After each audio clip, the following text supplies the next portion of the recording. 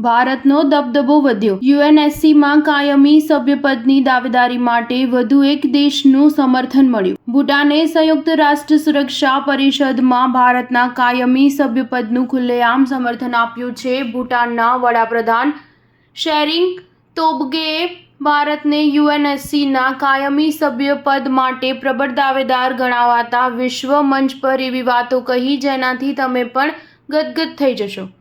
PM sharing તોબ્ગેએ કહ્યું કે ભારત મહત્વપૂર્ણ આર્થિક પ્રગતિ કરી રહ્યું છે, તે ગ્લોબલ સાઉથનું પણ નેતૃત્વ કરે છે, તેથી ભારત સંયુક્ત રાષ્ટ્ર સુરક્ષા પરિષદના કાયમી સભ્ય બનવા માટે હકદાર છે।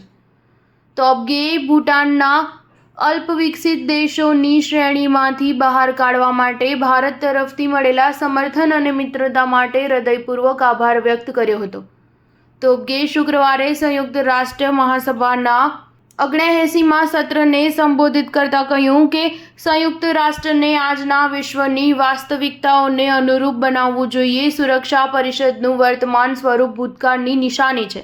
અમને એક એવા પરિષદની જરૂર છે જેમાં વર્તમાન ભૌગોલિક, રાજકીય, આર્થિક પરિસ્થિતિ અને સામાજિક વાસ્તવિકતાઓ પ્રતિબિંબિત થતી હોય। તેમણે કહ્યું કે ભૂટાન લાંબા સમયથી 15 દેશોની સુરક્ષા પરિષદમાં સુધારો કરવાની હિમાયત કરતું આવ્યું છે જેથી તેને વધુ પ્રતિનિધિત્વપૂર્ણ અને અસરકારક બનાવી શકાય।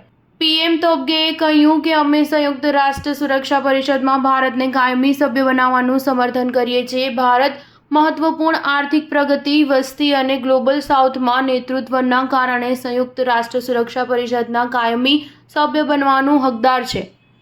તોબ્ગેએ જાપાનને પણ સંયુક્ત રાષ્ટ્ર સુરક્ષા પરિષદના કાયમી સભ્ય બનાવવાનું સમર્થન કર્યું છે। ફ્રાન્સ, બ્રિટન અને અમેરિકા સહિત સુરક્ષા પરિષદના સ્થાયી સભ્ય દેશોએ પુનઃરચિત સુરક્ષા પરિષદમાં ભારતને પણ સ્થાન આપવાનું સ્પષ્ટ સમર્થન કર્યું છે। સ્ટાર ન્યૂઝ 7 હંમેશા સચ્ચાઈની સાથે।